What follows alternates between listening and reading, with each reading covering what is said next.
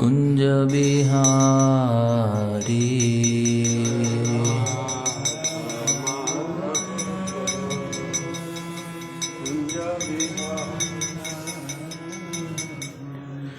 गोपी जन वल्लभा गिरिवरधारी।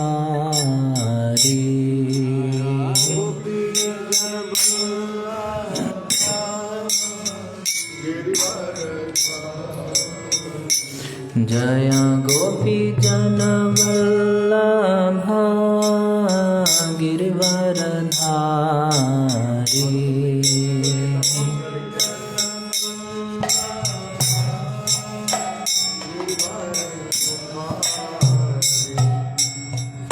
यशोदानंदन व्रज जनरंजन।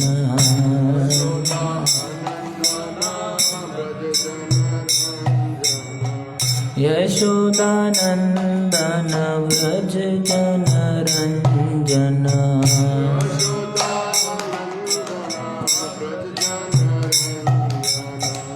यमुना तीरा वनचारी।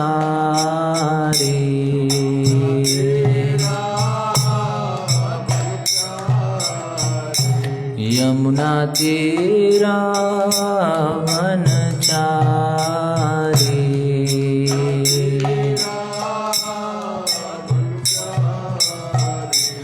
जय राधा माधव कुंज बिहारी।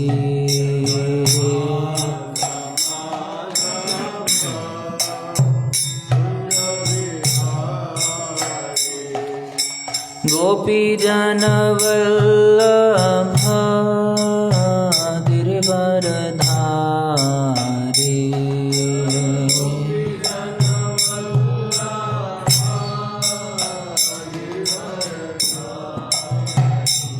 जय गोपी जन वल्लभा गिरिवरधारी।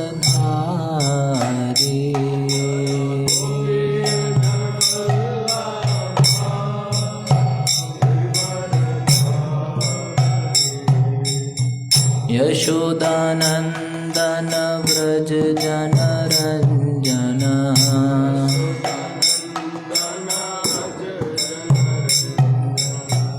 यशोदानंदन व्रज जनरंजन।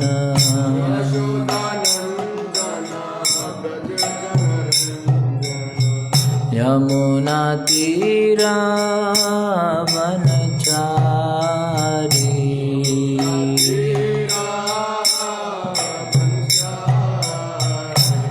यमुना तीरा वनचारी।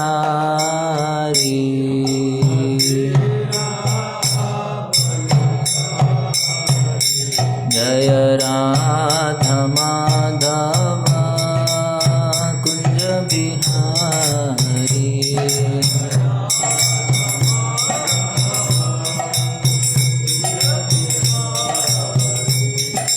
गोपी जन वल्लभा गिरिवरधारी।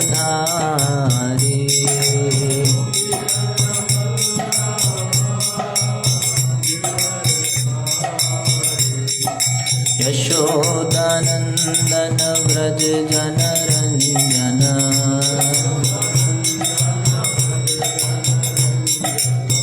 यशोदानंदन व्रज जनरंजन।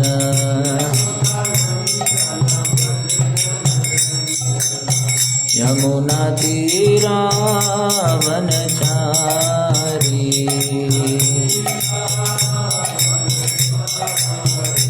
यमुना तीरा वनचारी।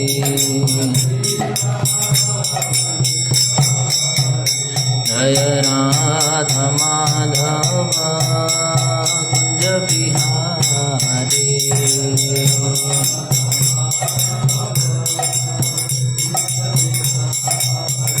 जय राधा माधव कुंज बिहारी।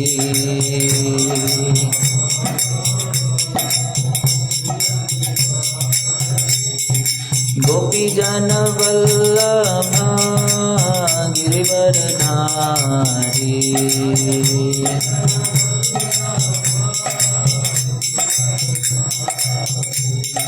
यशोदानंदन व्रज जनरंजन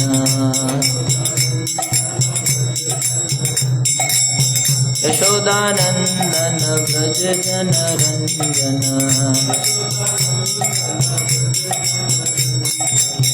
यमुना तीरा वनचारी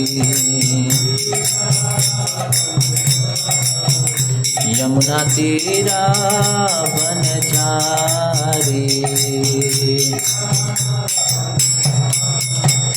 हरे कृष्णा कृष्ण कृष्ण हरे हरे हरे राम राम राम हरे हरे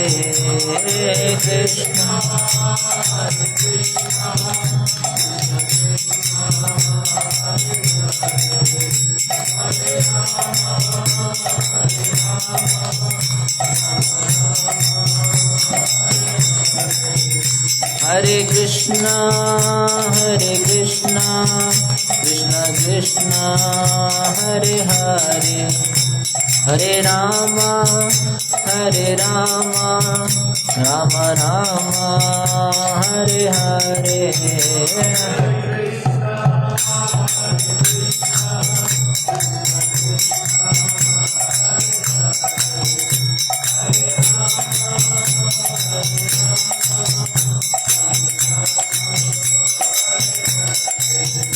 जय राधा गोविंद राधे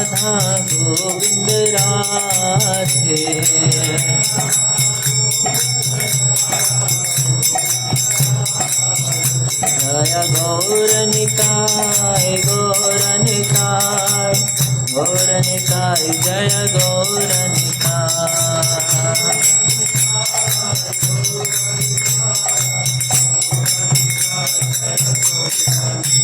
जय जय प्रभुपाद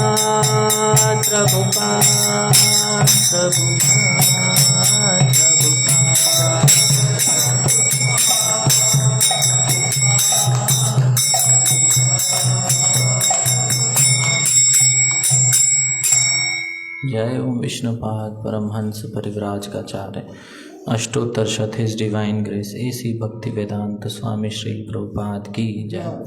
जय ओम विष्णुपाद परमहंस परिव्राजकाचार्य अष्टोत्तर शत हिज डिवाइन ग्रेस शील भक्ति सिद्धांत स्वामी महाराज प्रभुपाद की जय।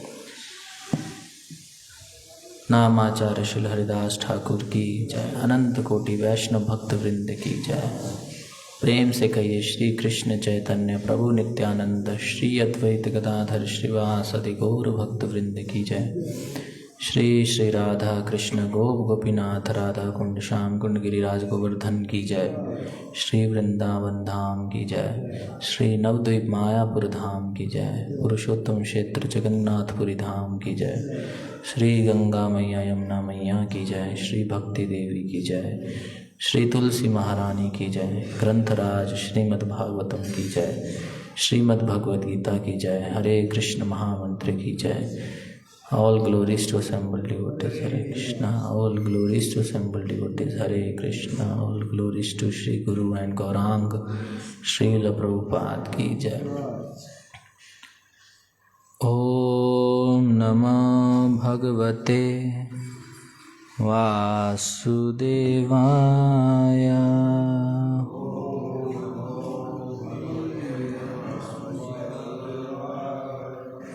ओम नमो भगवते वासुदेवाय।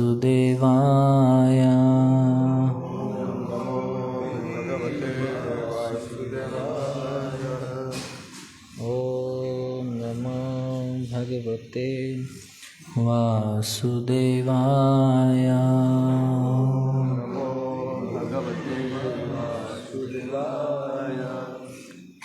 हरे कृष्णा। तो श्रीमद् भागवतम कक्षा में आप सभी भक्तों का स्वागत है।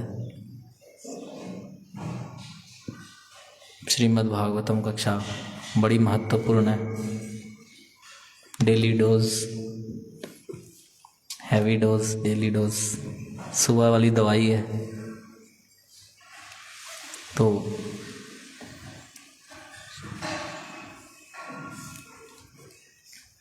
हम लोग 11वें स्कंद के 6ठे अध्याय में पाठ कर रहे हैं, पढ़ रहे हैं, और आज श्लोक संख्या 15 के ऊपर चर्चा करनी है। ये बड़ा अभी तत्व बोल रहे हैं देवतागण, तो कठिन है, विषय गंभीर है और विषय को समझ भी पाना कठिन है।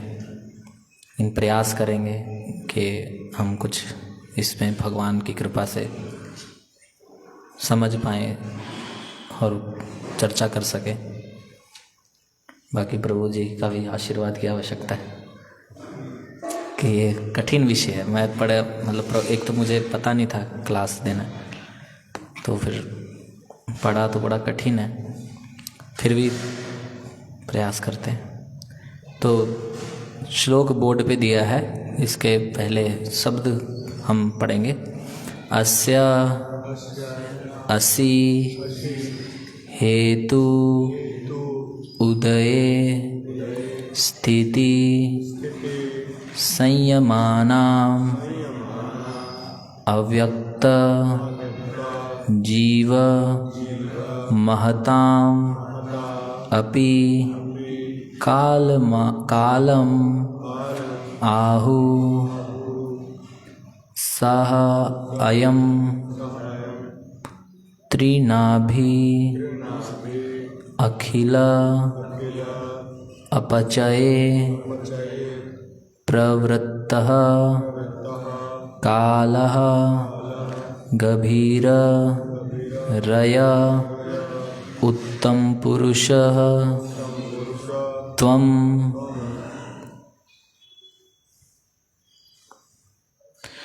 अस्यासि हेतुरुदय स्थिति संयमानां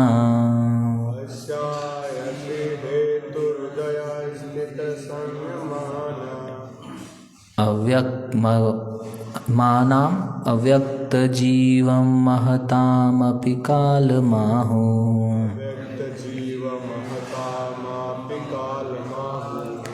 सोऽयं तृणाभिरखिलपचये प्रवृत्तः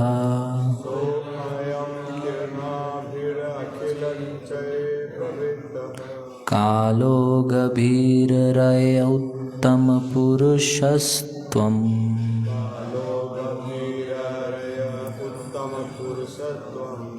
अस्यासि हेतुरुदय स्थिति संयमानां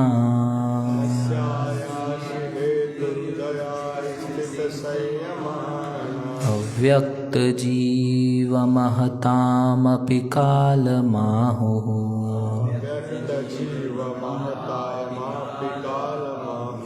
सोऽयं तृणाभिरखिलापचये प्रवृत्तः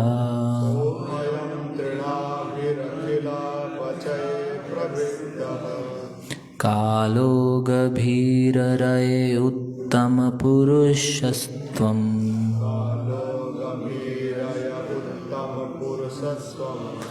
अस्यासि हेतुरुदय स्थिति संयमानां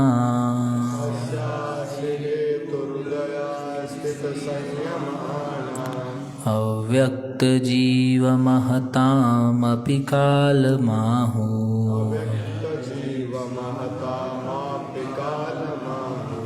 सोऽयं तृणाभिरखिलापचये प्रवृत्तः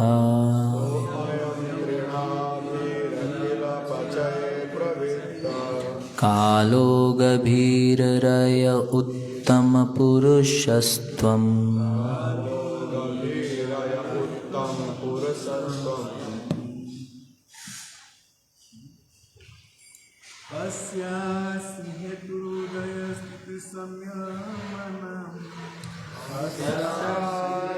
हेतुहृदय स्थिति संयमाना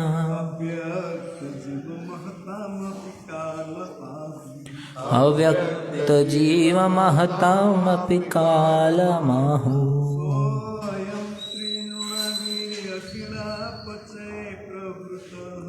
सोऽयं तृणाभिरखिलापचये प्रवृत्तः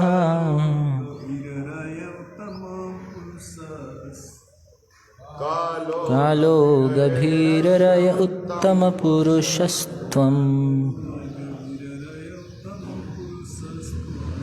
कालो गभीररय उत्तमपुरुषस्त्वम्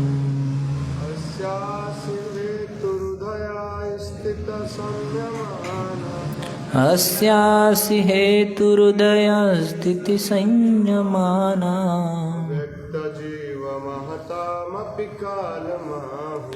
अव्यक्त जीव महतामपि कालमाहु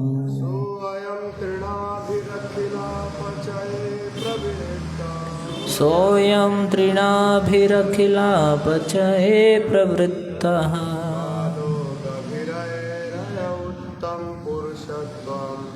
कालो गभीररय उत्तमपुरुषस्त्वम्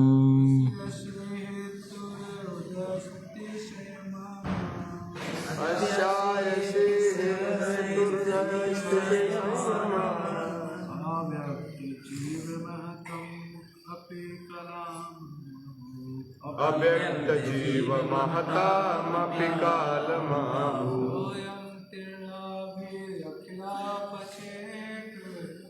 सोऽयं तृणाभिरखिलापचये प्रवृत्तः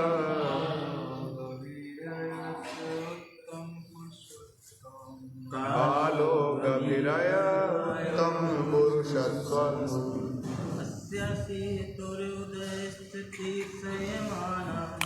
अस्यासि हेतुहृदये स्थिति संयमाना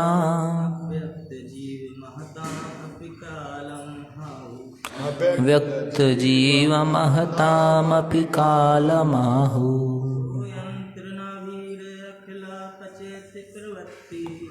सोऽयं तृणाभिरखिलापचये प्रवृत्तः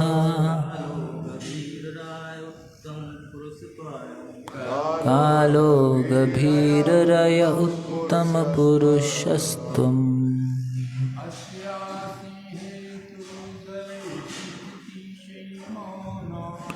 अस्यासि हेतुहृदये स्थिति संयमाना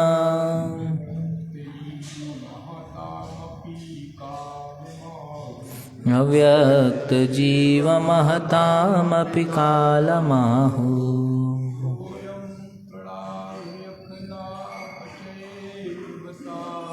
सोऽयं तृणाभिरखिलापचये प्रवृत्तः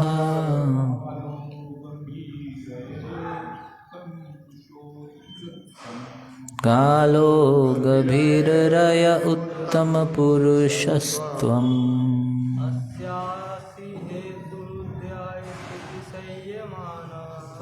अस्यासि हेतुहृदये स्थिति संयमाना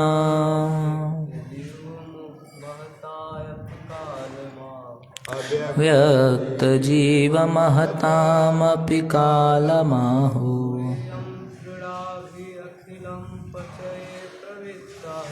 सोऽयं तृणाभिरखिलापचये प्रवृत्तः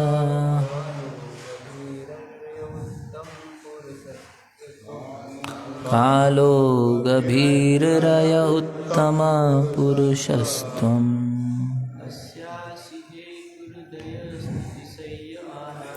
अस्यासि हेतुहृदये स्थिति संयमाना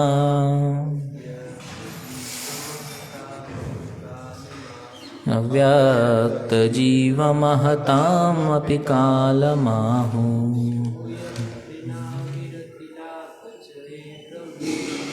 सोऽयं तृणाभिरखिलापचये प्रवृत्तः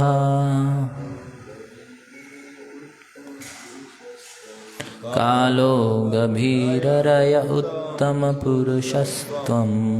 शब्दार्थ, अनुवाद एवं तात्पर्य श्रील प्रभुपाद जी के शिष्यों द्वारा। श्रील प्रभुपाद की अस्या इस ब्रह्मांड का, असी हो हेतु कारण, उदय सृष्टि स्थिति पालन, संयमानाम तथा संहार, अव्यक्त प्रकृति का, जीव महताम तथा महत तत्व का, अपि भी कालम नियंत्रक काल, आहु कहलाते हो,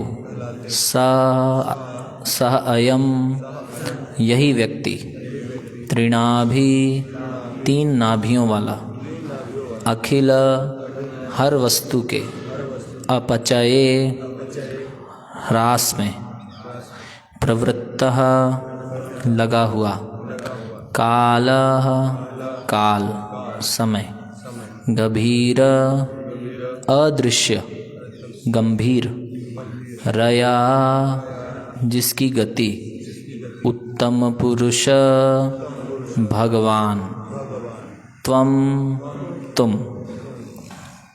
आप इस ब्रह्मांड के सृजन पालन तथा संहार के कारण हैं। आप प्रकृति की स्थूल तथा सूक्ष्म दशाओं को नियमित करने वाले तथा हर जीव को अपने वश में करने वाले हैं। काल रूपी चक्र की तीन नाभियों के रूप में आप अपने गंभीर कार्यों द्वारा सारी वस्तु का ह्रास करने वाले हैं और इस तरह आप भगवान हैं। तात्पर्य, गभीर रया शब्द जिसका अर्थ है अबाध गति तथा शक्ति महत्वपूर्ण है। हम यह देखते हैं कि प्रकृति के नियमों के द्वारा सारी वस्तुएं यहाँ तक कि हमारे शरीर क्रमशः क्षीण होते जाते हैं। यद्यपि हम इस वार्धक्य प्रक्रम के दीर्घगामी प्रभाव का अवलोकन करते हैं, किंतु इस प्रक्रम को अनुभव नहीं कर पाते। उदाहरणार्थ, कोई यह अनुभव नहीं कर पाता कि उसके बाल तथा नाखून किस तरह बढ़ते हैं। हम उनकी वृद्धि के संचित प्रभाव को देखते हैं, किंतु क्षण क्षण हमें इसका अनुभव नहीं हो पाता। इसी तरह कोई भी धीरे धीरे तब तक क्षीण होता जाता है जब तक ध्वस्त नहीं हो जाता। यद्यपि हम क्षण क्षण का अनुभव नहीं कर पाते, किंतु दीर्घ समय के पश्चात घर की भग्नावस्था को हम देख सकते हैं। दूसरे शब्दों में, हम वृद्धावस्था तथा भग्नावस्था के परिणामों का अनुभव कर सकते हैं, किंतु ये किस तरह घटित होता है यह अदृश्य रहता है। यह काल रूप भगवान की अद्भुत शक्ति है। त्रिनाभि शब्द सूचित करता है कि सूर्य की गति की ज्योतिष संबंधी गणना के अनुसार वर्ष को 3 भागों में बांटा जा सकता है।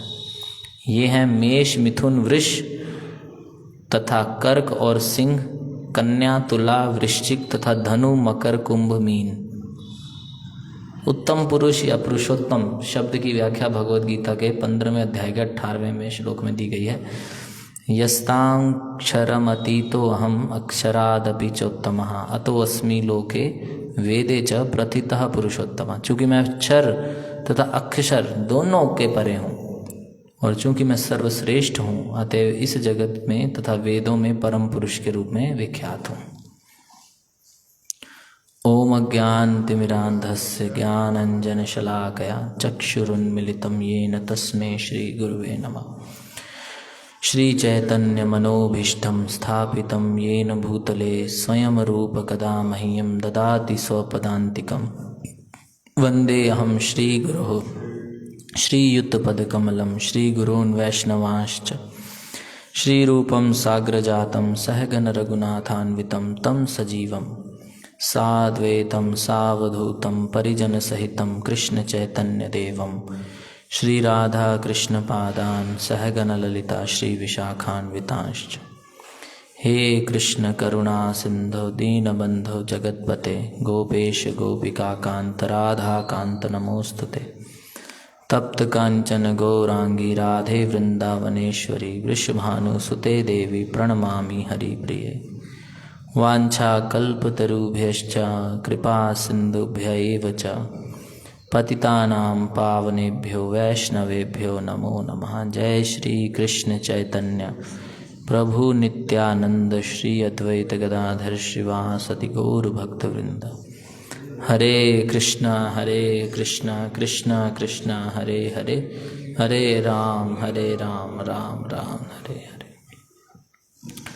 तो देवतागण द्वारका जब पहुँचे, समस्त सारे देवतागण पहुँचे तो उन्होंने भगवान की दर्शन किए। भगवान के दर्शन करने के पश्चात उनके चरणों की महिमा का वर्णन किया उन्होंने कि किस प्रकार से भगवान के जो चरण हैं वो भक्तों को अभय प्रदान करते हैं और असुरों का भय का कारण है। और फिर भगवान के चरणों की महिमा का गुणगान करते हुए भगवान को चरणों में पुष्प अर्पण किए, भगवान को स्वर्ग के फूलों से ढक दिया, इतना फूल अर्पण किया। तो देवता लोग भगवान के सम्मान में सब किए, स्तुतियां गा रहे हैं। चरणों की स्तुतियां गाने के बाद भगवान के काल रूप, मतलब भगवान ही सब नियंत्रक हैं, हर चीज़ भगवान के नियंत्रण में है। इस बात का वर्णन कर रहे हैं कि आप सुप्रीम हैं, परम ईश्वर। ब्रह्म संहिता में ब्रह्मा जी भी इस बात को वर्णन किए। ईश्वर परम कृष्ण सच्चिदानंद विग्रह अनादिरादिर गोविंद सर्व कारण कारणम। इस सृष्टि में जो कुछ भी घटित हो रहा है उस सब के कारणों के कारण भगवान कृष्ण है, परम ईश्वर है। ईश्वर शब्द का अर्थ समझाते हैं मतलब नियंत्रक। तो प्रभुपाद जी समझाते हैं कि हम सब भगवान के अंश हैं, हम भी ईश्वर हैं, छोटे छोटे कुछ ना कुछ नियंत्रण कर रहे हैं। लेकिन जो सब कुछ नियंत्रण कर रहे हैं वो परम ईश्वर, परम ईश्वर। जैसे नित्यो नित्यानाम चेतनश्च चेतनानाम एको यो विदधाति एको बहुनाम यो विदधाति कामम। परम पुरुष एक व्यक्ति है, उनका अपना अस्तित्व है, पृथक सत्ता है। प्रभुपाद जी समझाते हैं कि जिस प्रकार हमारी सत्ता है, मतलब हमारा अस्तित्व हम महसूस करते हैं, तो ऐसा नहीं है कि भगवान की कोई सत्ता ही नहीं है। क्योंकि ये सब सिद्धांत मायावाद सिद्धांत बताते हैं कि हम ही हैं सब ईश्वर। जिस प्रकार से हमें अभी क्या है कि माया के द्वारा हम अभी बद्ध हैं, और जब माया हटेगी तो फिर हम ही ईश्वर है। तो अलग कुछ अस्तित्व नहीं है, हम ही हैं। और सब हम अभी बद्ध अवस्था में हैं, बद्ध अवस्था से मुक्त होंगे तो हम ही ईश्वर है। और कई बार इस प्रकार से शून्यवादी भी सिद्धांत देते हैं। जैसे वो एक पेपर समझ लीजिए, पेपर है और बहुत जगह खंड उसको फाड़ दिया और वो छोटे छोटे टुकड़ों में बट गया, तो अब ओरिजिनल पेपर ख़त्म हो गया। ओरिजिनल पेपर का कोई रूप नहीं है, ओरिजिनल पेपर का कोई अस्तित्व नहीं, अब छोटे छोटे पेपर्स में बट गया बस। उसी प्रकार से ओरिजिनली कुछ नहीं है, सब हम ही अब अलग अलग सिद्धांत देते हैं। कई बार वो सिद्धांत देते कि समुद्र के जल से थोड़ा अंजलि में जल ले लीजिए। उसी प्रकार माया ने विभक्त परम सत्ता परमेश्वर जिस ब्रह्म को हम जैसे खंडित हो गए, जैसे पानी के जल से थोड़ा जल उठा लो, वही जल है लेकिन अब अलग है। लेकिन जब हट जाएगा, हाथ हटा लेंगे तो वापस मिल जाएगा, फिर समुद्र ही बन गया। तो कहने का अर्थ ये है कि हम सब भी भगवान के अंश हैं, हम भी जीव हैं। भगवान परम है, परम जीव हैं, और हम छोटे छोटे नियंत्रक हैं। लेकिन भगवान परमेश्वर है, सब कुछ कंट्रोल कर रहे हैं, वो हर चीज़ कंट्रोल कर रहे हैं। कैसे कर रहे हैं? ये काल के रूप में, ये काल के रूप में भगवान सब कुछ कंट्रोल कर रहे हैं। प्रभुपाद जी समझाते हैं कि जैसे कोई एक इंजीनियर है, उसने बिल्डिंग बनाई, बिल्डिंग का नक्शा तैयार हुआ, बिल्डिंग में क्या क्या कहाँ है उसको सब पता रहता है। ज़रूरी नहीं कि वो हर जगह खुद आके बनाए, खुद लगे सीमेंट बनाने, खुद लगे ईंटें ढोने, हर चीज़ में लगे, ज़रूरी नहीं। लेकिन एक इंजीनियर को पता है कि इस बिल्डिंग के कोने कोने में क्या क्या चीज़ बनी है, और वो ज़रूरी नहीं वहाँ हमेशा उपस्थित हो, उसने अपनी व्यवस्था कर दी और वो सब बनाते हैं, लेकिन उसको सब पता रहता है। उसी प्रकार से भगवान सब चीज़ जानते हैं, उनको ज़रूरी नहीं है कि वो हर चीज़ में पर्सनली आए, लेकिन उन्हें अब सब पता रहता है। उन्होंने व्यवस्था इस प्रकार से इस सृष्टि की करी है, और काल रूप में प्रत्येक जगह व्याप्त है भगवान। आप देख सकते हैं कि किस प्रकार से समय द्वारा हर चीज़ नियंत्रित है। अगर कोई कुछ भी ना करे तो भी नियंत्रण में है समय द्वारा। मान लीजिए कोई कहे कि मैं करता हूँ सब चीज़ें, तब मेरे नियंत्रण में है। अगर कोई कुछ ना भी करे तब भी चीज़ें चलती रहती हैं। ये समय काल के रूप में ये संसार चलता रहता है, काल इसको चला रहा है संसार को।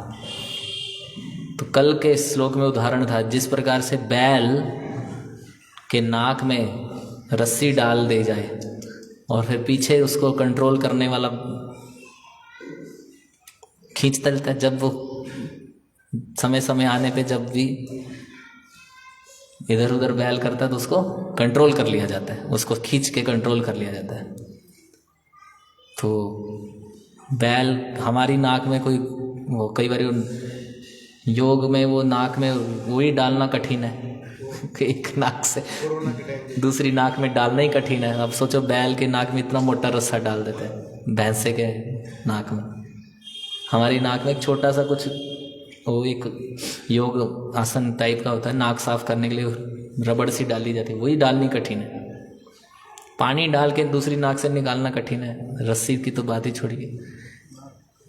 एक नेति करके वो आता है, एक योगासन, तो उसमें एक नाक के नथुने में पानी डाल के दूसरे से निकालना होता है, वही कठिन है। तो भैंसे के तो नाक में रस्सी डाल दे तो कितना पेन होता होगा उसको, वो डर जाता है। उसको पता है कि जब मैं मालिक की नहीं सुनूंगा तो ये मुझे जोर से खींचेगा और मुझे दर्द होगा, इसलिए उसका गुलाम बन जाता है। और जब भी वो इधर उधर करता है उसको खींचता है और बोझा ढोता है। तो कहने का अर्थ ये कि कंट्रोल में काल रूप हुई रस्सी हम सबकी नाक में घुसी पड़ी है, हमें दिखती नहीं, ये हमें दिख नहीं रही है। हम चार दुर्ग में फंसे हुए हैं, हमें दिख नहीं रही दीवारें। हम सोच रहे हैं कि हम आज़ाद हैं, लेकिन हम हमेशा प्रकृति के नियंत्रण में हैं। हमें दिख नहीं रहा, हम जेल में हैं, हमें नज़र नहीं आ रही दीवारें, दीवारी नज़र ही नहीं आ रही। हम सोच कहाँ जेल है, सब तो खुला है।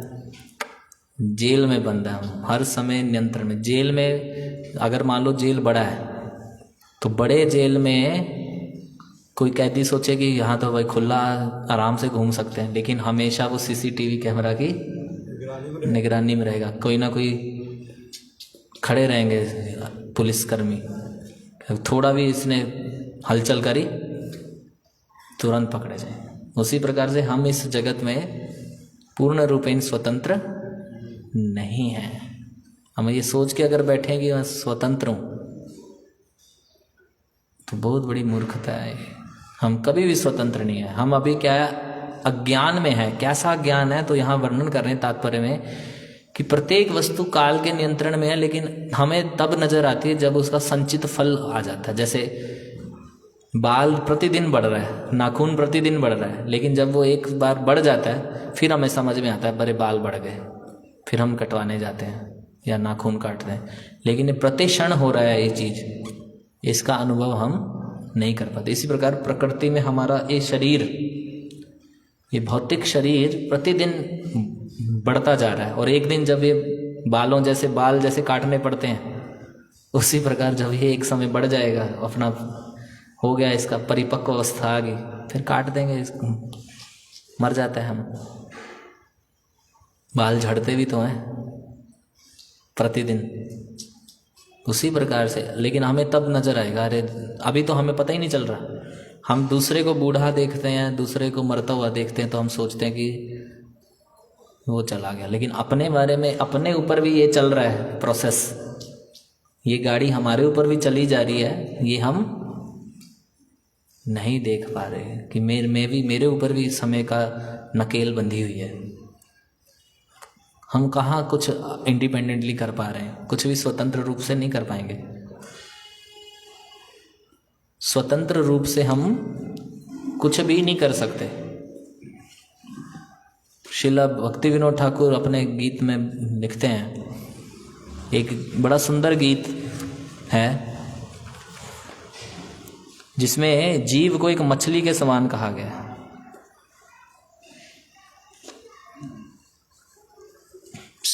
गीत मुझे याद नहीं आ रहा। जीव को एक मछली की से तुलना करी गई है, जीव मीन, जिसमें वर्णन करते कि इस भोग की इच्छा के कारण जो है वो फेंका उसने, माया मतलब जिस प्रकार से मछली को पकड़ने के लिए क्या किया जाता है, वो फेंका जाता है हैं?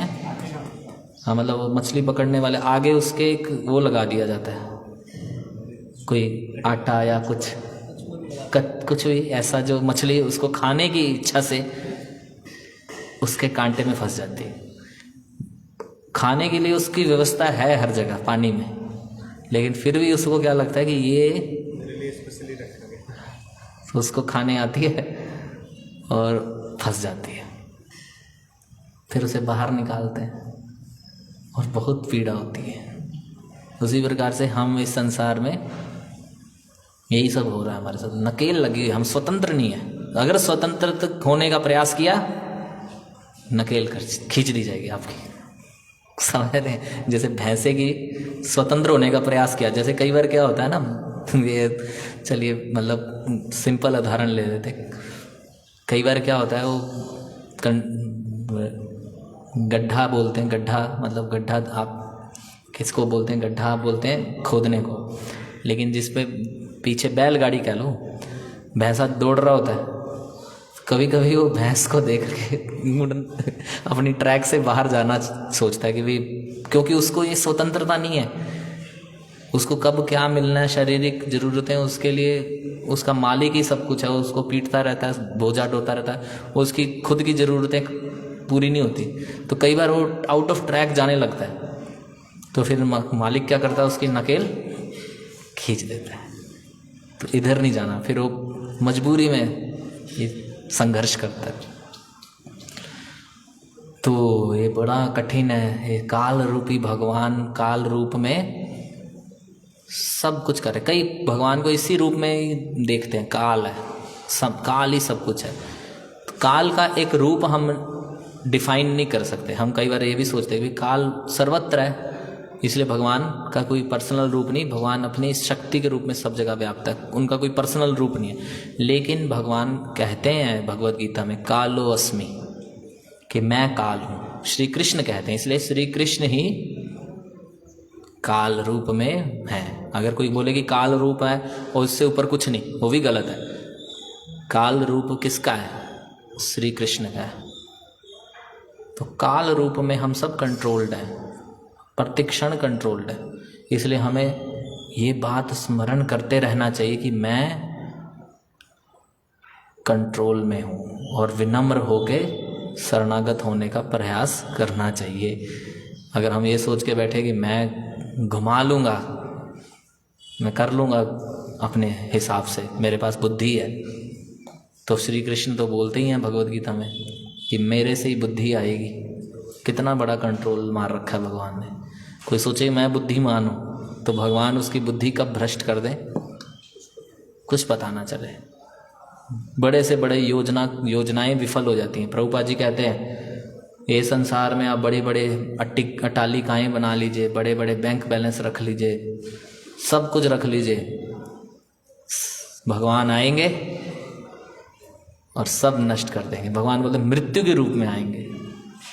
प्रभुपाद जी कहते हैं कि जो व्यक्ति भगवान को नहीं मानता उसके लिए भगवान का दर्शन यही है, मृत्यु रूप में आते हैं भगवान। और जो जीवन भर भगवान को मानते हैं उनके लिए भगवान सुंदर श्याम सुंदर रूप में उनको उनकी अनुभूति वही होती है। जैसे बिल्ली वही मुंह से चूहे को भी पकड़ती है और उसी मुंह से अपने बच्चे को भी पकड़ती है, लेकिन चूहे के लिए वो मृत्यु के समान, मतलब मृत्यु ही आ गई, उसको डर लगता है, और बच्चा वही सुरक्षा फील करता है। उसी प्रकार से भगवान के जो भक्त हैं, जो निरंतर भगवान की भक्ति करते हैं, तो भगवान की भक्ति करने से उन्हें भय इत्यादि, शोक, भय, ये सब से मुक्ति मिलती है। और जो भगवान की भक्त नहीं है वो हमेशा इसी में ही फंसे रहते हैं, शोक, मोह, भय। इसलिए भक्ति करना बड़ा महत्वपूर्ण है। कैसे भक्ति करें? तो बोलते हैं अनन्यश्चिन्तयन्तो माम ये जना पर्युपासते तेषाम नित्य अभियुक्तानाम योगक्षेमं वहामि। भगवान कहते हैं तेषाम नित्य अभियुक्तानाम, और जो अनन्य भाव से भक्ति करता है। अनन्य मतलब प्रभुपाद जी उसके शब्दार्थ में लिखते हैं जिसका कोई और लक्ष्य नहीं है। अनन्य, और कोई चिंतन नहीं है जिसके केवल भगवान ही है विषय, लक्ष्य। ऐसे भक्त जो पूरे निष्ठापूर्वक, पूरे अनन्य भाव से भगवान कहते हैं मेरी पूजा में लगे रहते हैं, उनके मैं योग क्षेमम बोलते हैं भगवान की उनको हर प्रकार की मदद दूंगा मेरे पास आने के लिए, और उनको रक्षा करूंगा कि वो इस संसार में पुनः ना गिरे। योग क्षेमम वहाँ में हम भगवान वहन करते हैं उस भक्त का, भगवान भार ढोते हैं कि मैं करूँगा इसकी व्यवस्था, ये मेरे पास आएंगे अब। लेकिन किनकी? अनन्यश्चिन्तयन्तो माम, जो अनन्य भाव से भगवान का चिंतन कर रहे हैं, भगवान की सेवा में लगे अनन्य भाव से, और कोई है ही नहीं स्वामी, केवल भगवान है। यह अनन्य भाव आर्टिफिशियली नहीं आ पाएगा। हम सोचे कि अगर जिसको अनन्य भाव चाहिए तो टेस्ट भी देने पड़ेंगे, टेस्ट भी होंगे हमारे।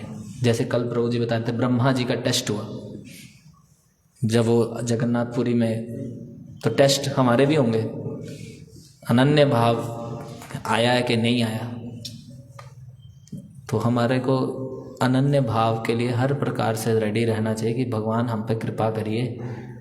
मैं कर प्राप्त, पहले तो यही हो कि हम प्राप्त करना चाहते हैं कि नहीं चाहते ऐसा भाव के बस जीवन सुख शांति से कट जाए, कोई ज़्यादा मेहनत नहीं करनी पड़ी, हो गया व्यवस्था, अपना रहने का भी हो गया, सब व्यवस्थाएं तो हैं ही, जीवन सुख से निकल जाए, बस एक जीवन शांति से निकल जाए। तो यह अनन्य भाव नहीं है। पांडवों का देखो क्या भाव, अनन्य भाव। कठिन परिस्थितियां जीवन में, मतलब पहले भी वनवास हुआ, फिर वनवास हो गया। राम जी के वनवास से ज़्यादा तो पांडवों का ही हुआ है। पहले भी वनवास, फिर घर परिवार में भी परेशानियां। कह सकते थे कि यार कृष्ण हमारे खुद के रिश्तेदार होके नहीं कर रहे। कृष्ण भी बोल सकते थे भी चलो छोड़ो, तुम लोग द्वारका आ जाओ, यहाँ रहो, हमारे पास कमी है कोई। कह सकते थे कि हम अपने पास सब कुछ है, एक हस्तिनापुर, अपने पास भी द्वारका, यहाँ आके मैं तुम्हें राज्य दे देता हूँ। 5 गांव देने कृष्ण के लिए कठिन थे क्या? कृष्ण भी दे सकते थे 5 गांव की भी, तुम्हें राज्य ही करना है, यहाँ से स्टार्ट करो, हम देते हैं आपको 5 गांव। दे सकते थे, लेकिन वो चलो वो अपनी अलग राजनीतिक व्यवस्था होगी।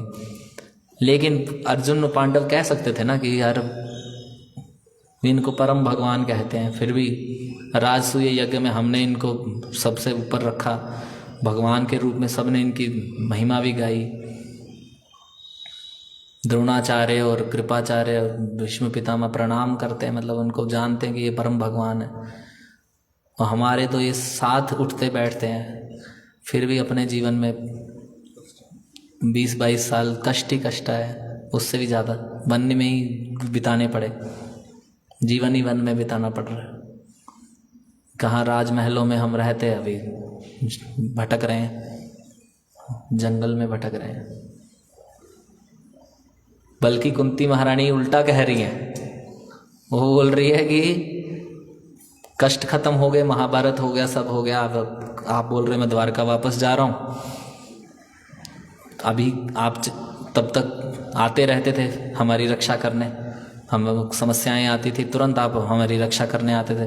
अब हम समस्याएं हट गई हैं, अब आप आओगे ही नहीं। इससे अच्छा तो समस्या ही मिले, इससे अच्छा तो क्या मुझे मिले, समस्याएं ही मिले, ताकि भगवान आप आते रहो और आपके दर्शन होते रहे। दर्शनों की अभिलाषा है।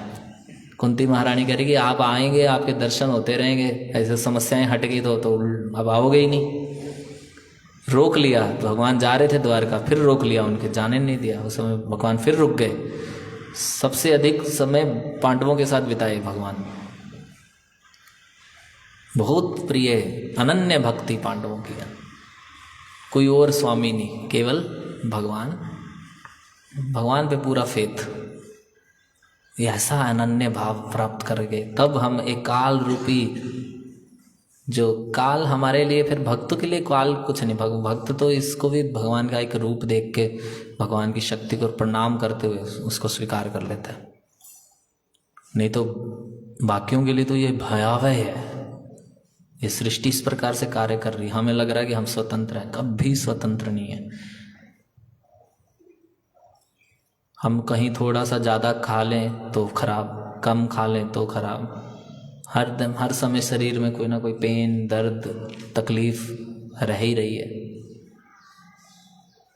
अनन्य भक्ति करनी पड़ेगी, अनन्य भाव से। जब हम ये अनन्य भाव के लिए प्रार्थना करते हैं, हमारे आचार्यगण वैष्णव गीतों में क्या प्राप्त करना चाह रहे हैं, यही प्राप्त करना चाह रहे हैं कि अपना और कोई आश्रय नहीं है, बस आपके चरण कमल ही हमारे आश्रय है।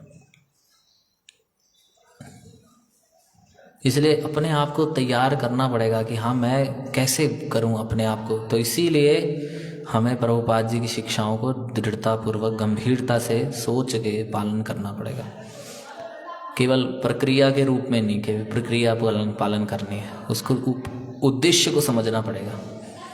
हमें अंततः यह भाव अनन्य भक्त बनना है। हनुमान जी अनन्य भक्त, कितने ही भक्त अनन्य भक्त, आप सारे ही भक्त अनन्य ही हैं जितने भी।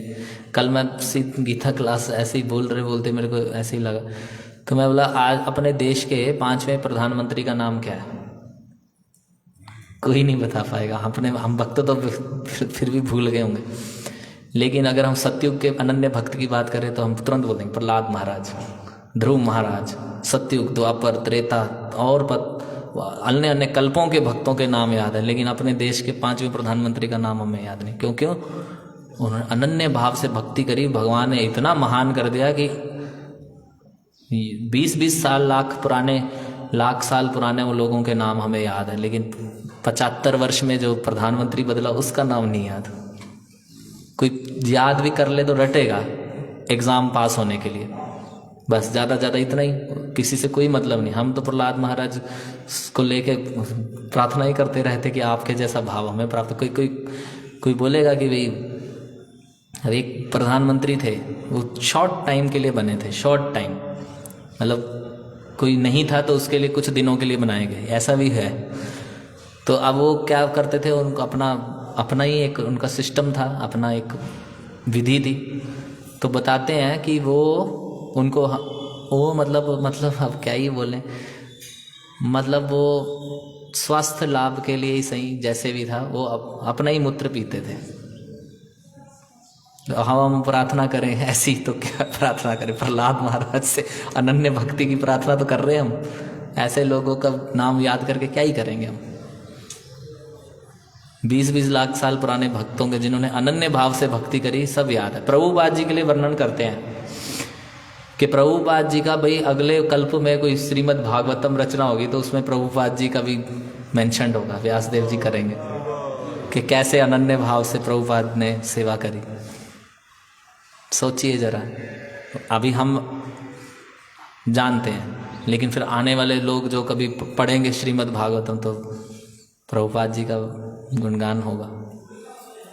कौन ने भगवान का जो भक्त बन गया, भगवान अपने जैसे ही उसका ऐश्वर्य बढ़ाते हैं, महिमा बढ़ाते हैं। भगवान बड़े प्रसन्न होते हैं जब उनके भक्तों की महिमा का गायन होता है, और भक्त बड़े प्रसन्न होते हैं जब भगवान की महिमा का गायन होता है। तो ये अनन्य भाव से भक्ति करेंगे तब भगवान हमारी हर प्रकार से रक्षा करेंगे। भगवान ही हमारा पालन कर रहे हैं। भगवान कहते गीता में, मैं ही माता पिता, मैं ही हूँ माता पिता है सबके। हम सबके माता पिता कौन है? भगवान है। यही हमारा पालन पोषण कर रहे हैं। बाकी सब तो काल रूपी गाड़ी में, जैसे वर्णन करते हैं ना, ट्रेन जा रही है तो उसमें कभी कभी हम बोगी में बैठे हैं तो कभी कोई आके थोड़ी देर आता है, हम उससे बातचीत करते हैं, उसका स्टेशन आया वो उतर गए, फिर कोई और आके बैठ जाएगा, फिर कभी हम भी उतर जाएंगे। गाड़ी तो चल ही रही है। अब हम कितनी बार,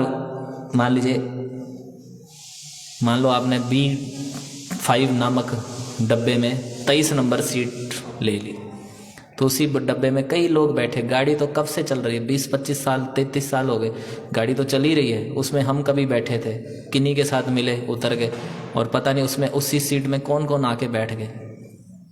वर्णन करते भागवत में, जैसे तिनके है, पानी के जल, समुद्र के जल में तिनके, कभी तिनके एक दूसरे से बिखर जाते हैं, फिर कभी कभी किसी तट पे या किसी कोने में इकट्ठे हो जाते हैं, फिर लहर आती है, फिर बह जाते हैं, फिर इधर उधर हो जाते हैं। ऐसे ही हमारा है, काल रूपी समय चला रहा है। सब समय के नियंत्रण में, काल के नियंत्रण में प्रकृति कार्य कर रही है। हर चीज का नोटिस मिल जाएगा आपको समय आने पे। बाल सफेद हुए, पहला नोटिस, तो हम उसको काले कर लेते कि नोटिस हमने इग्नोर कर दिया। फिर दूसरा नोटिस, आंखें कमजोर हो गई। फिर तीसरा नोटिस, दांत ढीले पड़ गए। फिर चौथा नोटिस, शरीर में और खराबियां आने शुरू हो गई। फिर जब सारे नोटिस फेल, फिर कई बार सारे दोबारा दे दिए जाते हैं, फिर मिल जाते हैं, फिर हम इग्नोर करते हैं, फिर मिलते हैं, फिर एक समय आने के बाद फाइनल नोटिस दे दिया जाता है, डेथ नोटिस, कि अब आपकी मृत्यु का समय है। अभी तक आपने इग्नोर किया, ये इग्नोर नहीं कर सकते, अब आपको लेना ही पड़ेगा। एक व्यक्ति था, प्रभुपाद जी वर्णन करते हैं कि उसने बोला डॉक्टर्स को कि मेरे को आप कितना ही खर्चा कर लीजिए, मैं सब पे करूंगा, मुझे 4 दिन एक्स्ट्रा चाहिए, मैं कुछ काम करने हैं मुझे को, मुझे 4-5 दिन और मिल जाएं। नहीं मिल पाएंगे। हम अपने यमराज को डिग्री दिखा दें कि मेरे पास देखो डिग्री है, बीटेक होल्डर, मेरे को थोड़ा समय दीजिए, मैंने इस संसार में आके बीटेक करी थी। यमराज जी को तो मैं जो नोटिस भेजे थे वो सब पालन नहीं किए। कोई बोले मेरे पास बहुत धन है, धन ले लो, नहीं हो पाएगा। कोई बोले मेरे पास बड़ा, मैं आपका वहाँ आऊँगा, मैं आपके मैनेजमेंट संभालूंगा सारी, मेरे को दिमाग बहुत है। यमराज जी बोलेंगे तो इधर ही रख दो, कोई काम नहीं आने वाली। सब विफल, फेल, केवल खाली हाथ जाना पड़ेगा। तो यह इसलिए अनन्य भाव से भक्ति करके जन्म मृत्यु के चक्र से बाहर निकला जाए। टेस्ट होंगे, टेस्ट पास करने पड़ेंगे। अंतिम क्षण तक टेस्ट हो सकता है कि हमारा भाव अनन्य है कि मिलावट तो नहीं गई।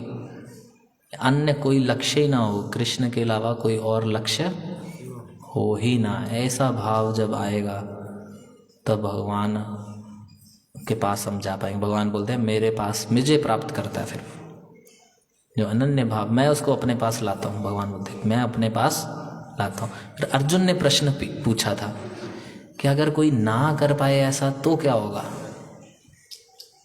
अगर मान लीजिए ऐसा ना बन पाया, आप जो बोल रहे हैं कि योग की लास्ट सीढ़ी यही है कि कृष्ण भावनामृत, अगर कोई उस तक ना पहुंच पाया और समस्त प्रकार से उसने अपने आप को तप सब करा, उसने तो इतनी मेहनत करी, ना ये संसार का भोग कर पाया, ना आपको प्राप्त कर पाया, बीच का रह गया, तो क्या बनेगा।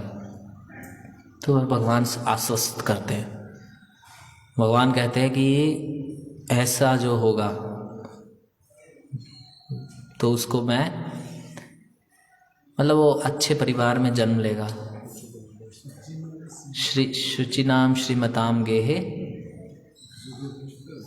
योग भ्रष्ट भी जाए थे, जो मतलब नहीं कर पाया वो शुचिनाम श्रीमताम गेहे, शुद्ध परिवारों में, धनवान परिवारों में, या फिर और है तो योगी भक्तों के परिवार में जन्म लेगा और फिर वहाँ से अपनी जहाँ रुकी थी गाड़ी फिर आगे बढ़ाएंगे। लेकिन प्रभुपाद जी ये भी समझाते हैं कि अभी के जो सिस्टम है जीवन का, जीवन शैली है, इसमें वो भी मौका नहीं मिलता, वो भ्रष्ट हो सकते हैं, पथभ्रष्ट भी हो जाते हैं। लेकिन ये है कि भगवान ने तो बोला कि आगे गाड़ी उसकी चलेगी, भक्ति कभी नष्ट नहीं होती। तो भक्तों के परिवार में जन्म ले लेगा या फिर किसी प्रकार से आगे बढ़ाएंगे, लेकिन प्रयास ये करना चाहिए कि इस चक्कर में भी नहीं रहना चाहिए कि भी आगे अभी थोड़ा कर लेते हैं, अगले जन्म में कर लेंगे, बाकी पता नहीं चलेगा अगले जीवन में हम कहाँ हैं। ये चैतन्य महाप्रभु इस युग में अवतरित हुए, इसलिए इसी जीवन में कर जाएं तो बहुत अच्छा है।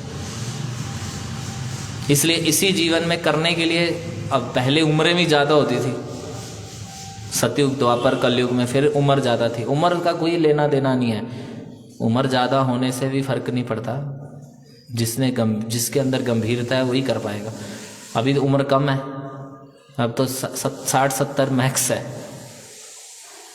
अभी आधी आधी तो होगी है, 60-70 मैक्स, ज़्यादा 70-75 ज़्यादा, कोई मैक्स हो गया तो 80। इसी में ही करना है, भगवत अनन्य भक्ति इसी में ही करनी है। तो कितना हमें विचारवान होना पड़ेगा। तो इसलिए जो है ये हमें ध्यान देना है, अनन्य भाव से भक्ति हम करके इस सृष्टि की, नहीं तो ध्यान से अगर विचार करना शुरू करना पड़ेगा, प्रत्येक चीज किस प्रकार से काल के नियंत्रण में कार्य कर रही है। हम एक धीरे धीरे बढ़ते जा रहे हैं, बूढ़े हो जाएंगे एक समय। अभी स्किन बड़ी टाइट है, अच्छा लग रहा है कि मैं बड़ा यंग हूँ, जवान हूँ, फिर झुर्रियाँ पड़ जाएंगी फिर अभी हम कर रहे हैं, मैं शक्तिशाली हूँ, फिर आप देखते हैं कि मजाक नहीं कर रहे, लेकिन अब आप देखो, मैं कई बार ऐसे ही सोच रहा था, परिक्रमा हम सुबह सुबह करते हैं, तो अपने काशी मिश्र प्रभु जी हैं, तो उनके लिए घूमना भी कठिन है। एक हम तो ऐसे घूम जाते हैं तुरंत, परिक्रमा प्रभुपाद जी तुरंत घूम जाते हैं। उनको घूमने में वो कितना स्टेप्स लेते हैं, हम एक ही चक्री मारते हैं। तो अभी हम सोचे कि ये तो देखो कैसे चल रहे हैं, हम भी आएंगे उस स्टेज पे, हमसे भी चला नहीं जाएगा, ऐसा स्टेज आएगा हम भी चल नहीं पाएंगे, हमें भी लड़खड़ा के चलना पड़ेगा, और पैर का बैलेंस इतना नहीं होगा। कोई थोड़ी सी जगह, बूढ़े लोग क्यों ज़्यादा गिरते हैं, नहीं बैलेंस कर पाते। हम लोग स्लिप होते हैं तो रोक लेते हैं, उनके पास उतनी शक्ति नहीं होती, वो जब स्लिप हुए तो फिर पूरे ही गिरते, फिर उनको चोट लगती है, कमर में चोट लगी, ये वो, उनको थोड़ा सा भी गीले में स्लिप हो गए, कभी भी हो सकते हैं, आग और लाठी फिसल गए। ये अभी से अनुभव करने पड़ेंगे कि हम सबको भी ये स्थिति आएगी। इसलिए कई बार फुल टाइम बनने वाले डर जाते हैं कि भाई जब ये आएगी तो हमारा सहारा बनेगा, हमारा कौन सहारा बनेगा, लाठी कौन पग हमें देगा, या फिर उस समय हमें कौन देखेगा, कि नहीं, उस समय मेरे को कौन देखेगा। तो सोचता है कि मैं वापस घर चला जाऊं, तो घर में भी कोई नहीं देखता उसको, जिसको देखना है उसको देखेगा वो घर में भी कोई नहीं देखता, वो पड़ा रहता है। मैंने देखा है, पड़े रहते हैं, बस उनको खाना खिलाते हैं बस, अपना फिर वो अपना बेड पे अपने ही बड़बड़ाते रहते हैं, सब करते हैं। उनको ठीक है, थोड़ा बहुत सहारा मिल जाता है, और उतने सहारे के लिए हम भगवान को छोड़ के चले भी, कोई हाथ पकड़ के बाथरूम करा दे, बस इतना ही है कि कोई मेरे हाथ पकड़ के बाथरूम ले जाए, टॉयलेट ले जाए, बस इसके लिए हम भगवान को छोड़ देते हैं, सोच के कि भाई यहाँ कौन मेरे को करेगा, यहाँ भी करेगा। जब बिल्व मंगल ठाकुर अंधे थे तो उनको भगवान हेल्प करते रहे, अनन्य भक्ति करो हमें भी करेंगे। बिल्व मंगल ठाकुर अंधे थे, अंधे फोड़ ली थी आंखें उन्होंने, अपनी आंखें फोड़ ली, फिर भगवान का भजन कर रहे हैं, चिंतन कर रहे हैं। वृंदावन जाना चाह रहे थे तो उनका हाथ पकड़ के वृंदावन लेके गए भगवान स्वयं।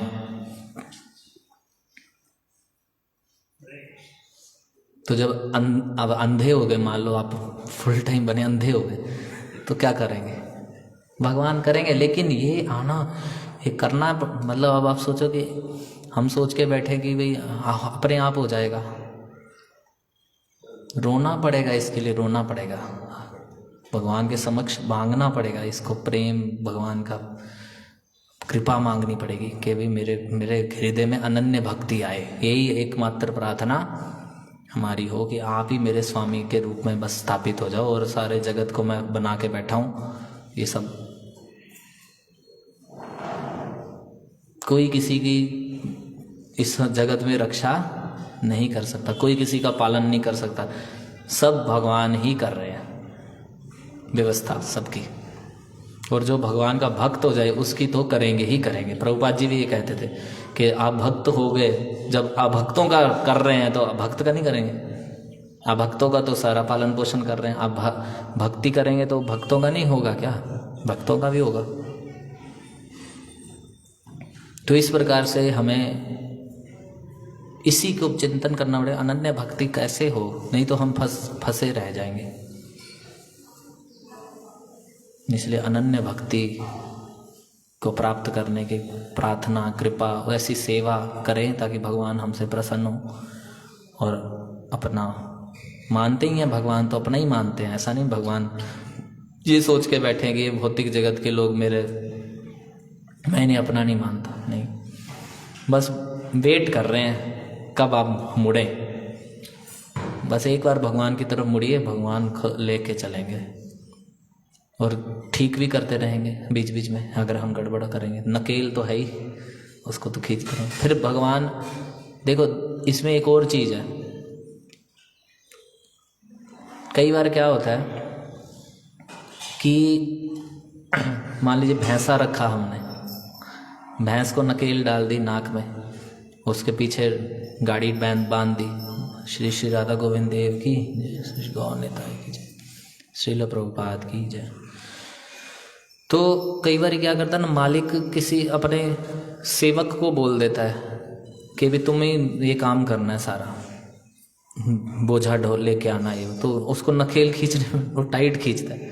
और कई बार क्या है, अगर कोई बहुत सज्जन व्यक्ति है और वो देखे कि मतलब मैं खुद ही हैंडल करता हूँ अब इसके केसेस सारे, तो भगवान जब हैंडल करेंगे भक्त का, भगवान फाइल खुद ही ले लेते हैं, वो फिर माया को नहीं देते। भगवान जब भक्ति करने वाले भक्त होते हैं उनकी फाइल खुद ही रखते हैं अपने पास कि भी ठीक है, मैं इनका खुद पर्सनली चेक करूँगा कि क्या है इनका, कैसे मेरे पास आएंगे। फिर माया नहीं चेक करती फाइल, उनकी फाइल फिर भगवान स्वयं ही रखते हैं कि इस जो मेरे भक्ति करने वाले हैं इनकी मैं ही फाइल देखूंगा।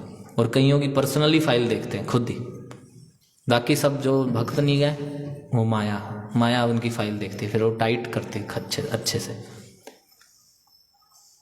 तो हमें इसलिए प्रयास करना चाहिए, प्रार्थना और प्रयास, हमें भी प्रयास करना है और प्रार्थना भी करनी है, फिर कृपा हमें प्राप्त होगी। हरे कृष्णा। तो यहाँ पे हम रुकेंगे, प्रभु जी कुछ बताइए।